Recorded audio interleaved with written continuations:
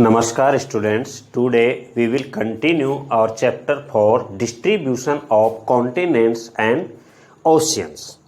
In our previous class we discussed about the continental drift theory given by the Alfred Wegener. Alfred Wegener was the German scholar and he proposed a theory named continental drift theory. और इस theory के according जो अर्थ है वो एक super continent थी। Starting में super continent जिसका नाम पेंजिया रखा गया,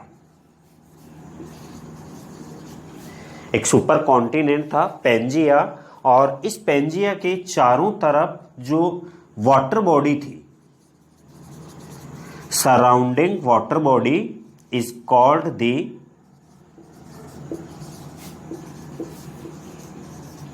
पैंथालासा।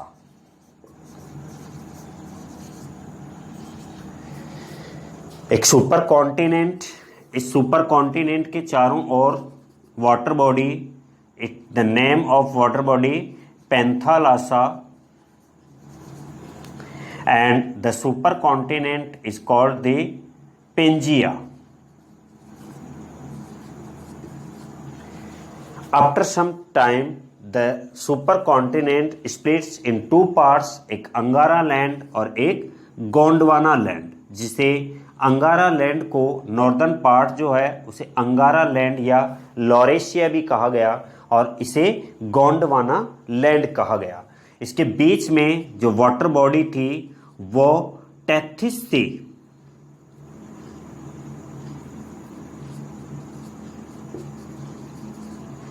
टेथिस सी था जो वाटर बॉडी इसके चारों ओर इसको सेपरेट करती थी। वाटर बॉडी जो चारों ओर फैली हुई थी उसका नाम पैंथालासा था, बट जो दो पार्ट में डिवाइड हुआ उसका जो सेपरेशन हुआ वो टेथिस सी कहलाया।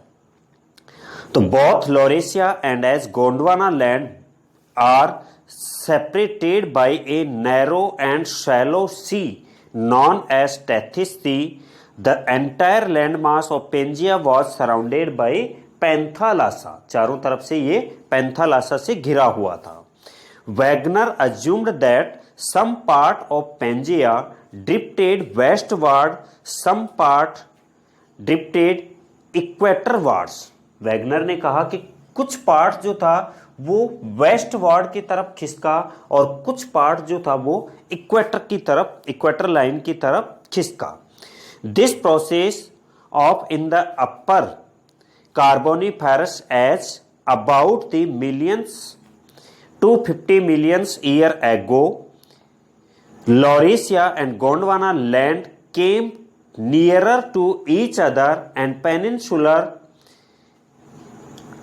land started drifting towards the northeast.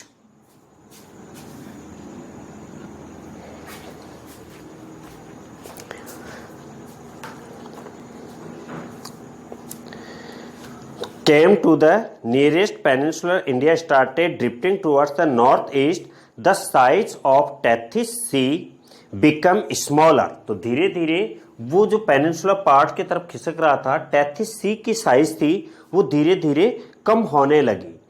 The sediment of deposition in Tethys sea suffered folding and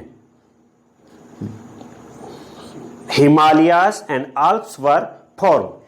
जैसे ये टेथिस सी का था, एरिया कम होता गया, ये श्रिंक होता गया, हिमालय और आल्प्स माउंटेन रेंजेस थी वो बनने लगी। About 180 million year ago, in the mid-Jurassic age, Atlantic Ocean became 1,000 kilometer wide due to westward drift of the Americas. The westward drift of the America also resulted in the wrinkling of their westward edge and Rockies and Andes were formed. तो Tethys sea के अंदर Alps और Himalaya mountain ranges बनी और जैसे जैसे ये खिसकते गए आगे इस साइड में वैसे ही यहाँ पर अटलांटिक ओशियन की तरफ आल्प्स और एंडीज माउंटेन जो सिचुएटेड हैं वो बने। The continental assumed A shape somewhat similar to the present shape in the Pleistocene age about 50 to 60 million years ago. Figure 4.1 shows through different stages of continental and the geological part indicating the breaking of Pangea and drifting of continents. Figure 4.1 है उसमें दिखाया गया है कि कैसे वो part एक दूसरे से अलग हो रहे हैं। Now the topic is evidence of movement of continent.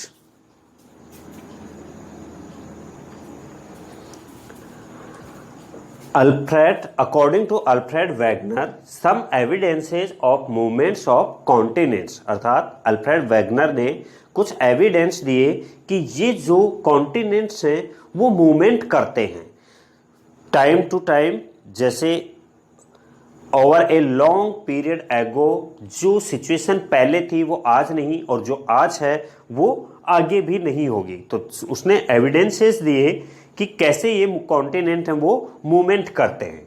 The first evidence is jigsaw fit. तो Wegener collected several evidences in support of his continental drift theory. Some of the outstanding evidences are listed as jigsaw fit. Jigsaw fit, the eastern and the western coast of the Atlantic Ocean have a remarkable and unmistakable match.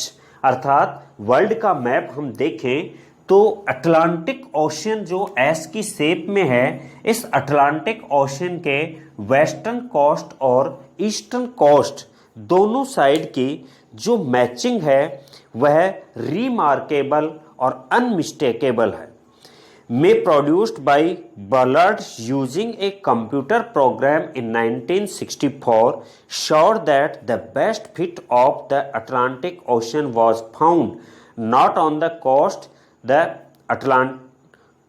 but at 1,000 fathom unit of the present shoreline.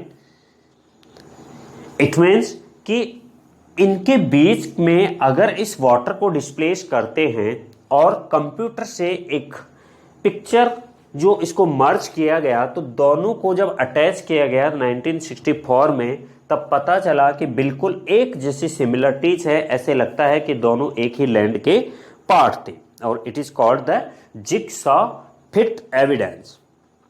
Second evidence is the fossils. Wegener tried to explain the drifting of the continents on the basis of distribution of fossils. जो fossils हैं, अवशेष दबे हुए पड़े हैं land के underground में, उन fossils से पता लगाया कि ये जो दो पार्ट थे वो कोई जमाने में एक ही लैंड का पार्ट थे। तो on the basis of distribution of fossils, for example, fossils of the plant Glossopteris and animal Mesosaurus and Lystrosaurus have been found in the Carboniferous rocks of India, Australia, South Africa, Falkland, South America, Antarctica, etc.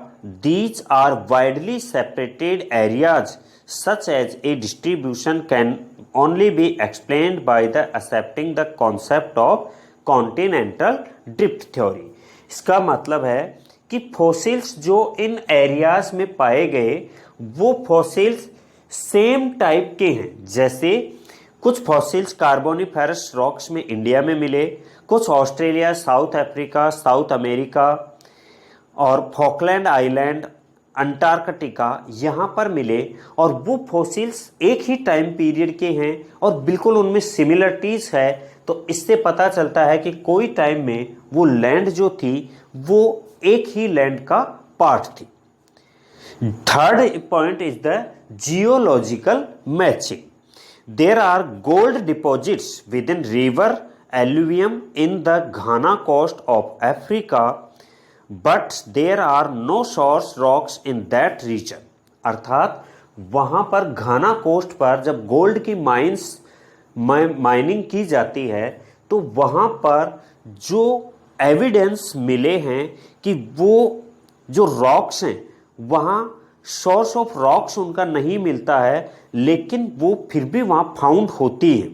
However across 5000 kilometre wide Atlantic Ocean there are gold bearing veins in बैलेंसाउ, Brazil, South America, but there are no gold deposits within alluvium in the adjacent coastal belt। मतलब उस coastal belt में कहीं और पर ऐसे वो mines जो गोल्ड डिपॉजिट्स हैं वो नहीं मिलते, एल्यूवियम में नहीं मिलते, बाकी दूसरी जगह मिल रहे हैं। इसका मतलब है कि वैसे ही जो गोल्ड डिपॉजिट्स जो घाना में मिले हैं और दूसरी जगह मिल रहे हैं वो एक ही टाइम पीरियड के हैं, तो दोनों किसी जमाने में एक ही लैंड का पार्ट थी। तो occurrence of such standing similarities in the distant land gives the Avid credence to the continental drift theory. This shows that Africa and South America were part of Pangaea and drifted apart at a later stage. Means South America यहाँ पर और जो Africa है इन दोनों के coastal areas में जो same type gold mines हैं, गोल्ड डिपॉजिट्स हैं यहाँ पर, तो इससे पता चलता है कि कोई टाइम में ये लैंड जो थी वो एक ही लैंड का पार्ट थी और बाद में अंगारा लैंड और गोंडवाना लैंड जो है वो सेपरेट होती गई। This is explained by placing Africa and south America together. Figure 4.2 shows the gold bearing sediments were transported down the slope in Brazil and deposited in the belt which is today the Ghana coast। कि वो Brazil से आज Africa में घाना coast की तरफ deposit कर दी गई है। पैलियो क्लाइमेट यूनिटी अर्थात सेम टाइप की क्लाइमेट। तो the palaeo climate unit refers to the study of climate of some period in the geological past. मतलब जियोलॉजिकल टाइम में एक ही टाइम पीरियड में क्लाइमेट वहां की कैसी थी। Thick glacial deposits of Permo-Carboniferous age are exposed at Uruguay and Brazil in South America, Africa, South India, South Australia and Tasmania. The uniformity in the nature of sediments indicates that these continents countries were together in the geological past and experienced similar climatic conditions। तो same type की जब दो different areas में एक time particular time period में same type की climate थी, इसका मतलब वो दोनों एरिया जो थे वो सेम लैंड का पार्ट थे। Today these countries are drifted apart and are widely separated from each other by the large oceans। तो ये जो लैंड थे वो एक थे but separated by the large water bodies, large ocean से वो एक दूसरे की तरफ खिसक गए। They are situated in various climatic zones varying from temperate to tropical climatic areas।